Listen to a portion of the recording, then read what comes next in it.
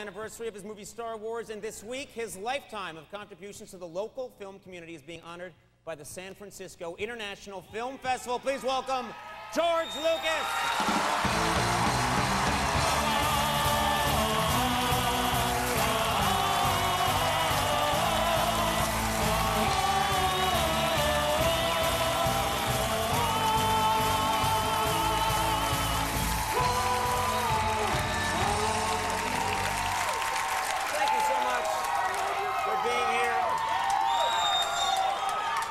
They're all employees. Yeah, everyone here is an employee, yes.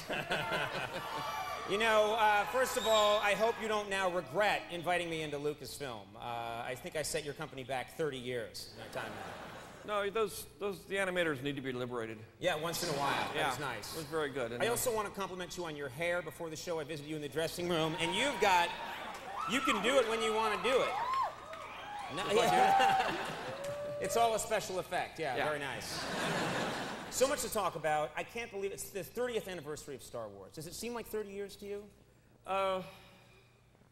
Seems like about 130 years. 130 years? Well, I'm curious because at the beginning, everyone now, the film is such an institution. It's become so mythologized. But in the beginning, the studio had problems with your concept. They did not like the title Star Wars. Why? They didn't like it because they thought it would be a film about Richard Burton and Elizabeth Taylor. They thought it was about. They thought it would be really about celebrities. Big movie stars fighting. Right, right. Sort of the Baldwin Basinger sort of story. Right, right. It could have been. It could have been equally exciting, I think. Yeah. So and initially your concept was that it was not going to be Luke Skywalker. That his name was going to be Luke Starkiller. Is that right? Yes. It started out as Luke Starkiller. Yeah. It went through a lot of evolutions. In the beginning, because it was more about Anakin Skywalker, Starkiller seemed like a better name, and then when I put it down and got to it, the backstory wasn't there, and it seemed better to make him less menacing and less... Well, also, it's a good thing you changed it, because if you hadn't, today you'd be trying to invite celebrities to screenings at the Starkiller Ranch.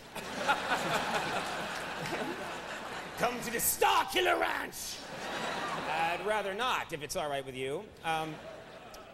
You finally, after 6 films, you finally put yourself in the last one. Why did you wait so long to put yourself in the film? What instigated you to initiate this? What made you do it? My kids wanted to be in the movie. And since I decided this was the last shot at this sort of thing, and they wanted me to be in the scene, so yeah, my kids talked me into it. What about the character? The character's name is Baron, what is it, Papanoida? Papanoida. Yeah. And did you have any say over the costume? Because we have a photo here, and I wanted to show that right here. Let's take a look. There you are as Baron Papanoida.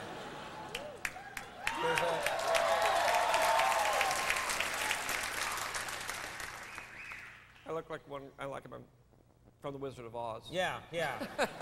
There's a little bit of a Captain Crunch feel there, too. Yeah.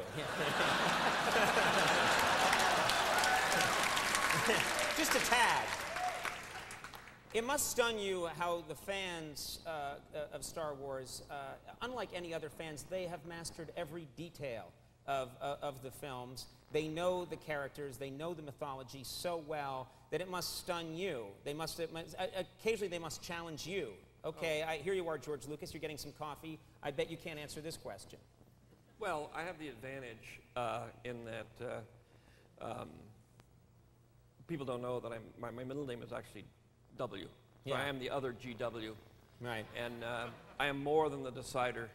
I'm the creator. You are the creator. I am the George with a capital G. I see. Yes.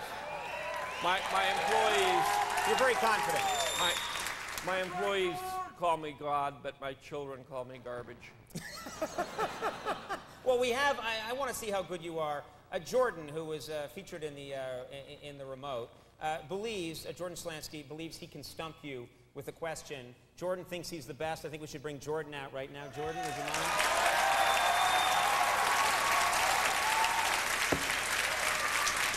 Jordan, your Star Wars trivia question for Mr. Lucas, please. Well, as we all know, there's a very famous scene in the original 1977 film where Darth Vader uses the Force to strangle an Imperial officer. Now, although his name was never mentioned in the context of the film, it was listed in the end credits. What is the name of that character? It is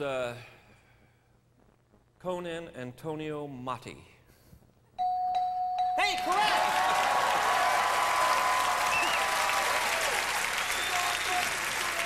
Is it Marty? I guess it's Marty. Well, George got it right. Congratulations, and thanks, Jordan.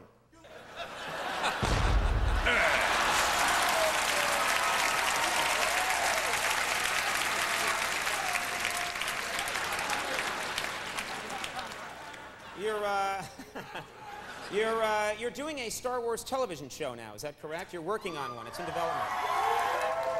Yeah, it's an animated series about the Clone Wars. Mm-hmm. It's very much Star Wars. It's not a, South Park comedy. Right. It's not a kiddies SpongeBob SquarePants. Right. It's sort of the first dramatic animated show that is PG-13, so it doesn't really go on late night. It doesn't go on Saturday afternoon. It actually doesn't go anywhere. I don't know what we're going to do with it, but we're having a hell of a lot of, having a great time Excellent making marketing strategy. Yeah.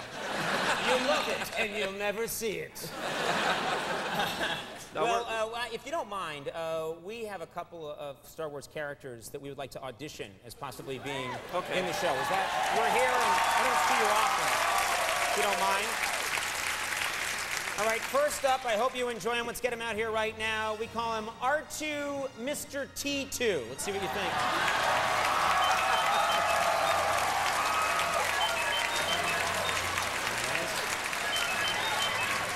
Good. It gets the thumbs up. The thumbs up from George Lucas. Next up, and this is very fitting for the times. He's lean, he's mean. That's right. It's the liposuction to Jabba the Hutt. Liposuction to Jabba the Hutt.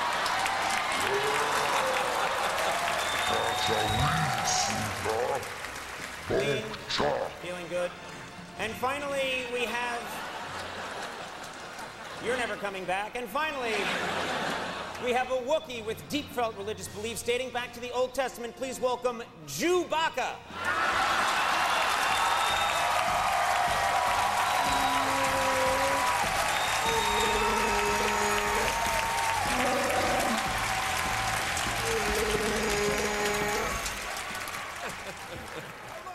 Well, this... You like that last one, yeah. You know what? I cannot thank you enough. You were one of our big wishes for this week in San Francisco. Thrilled to meet you. Thrilled to have you on the show. Thank you very much, and congratulations on everything. George Lucas, Willow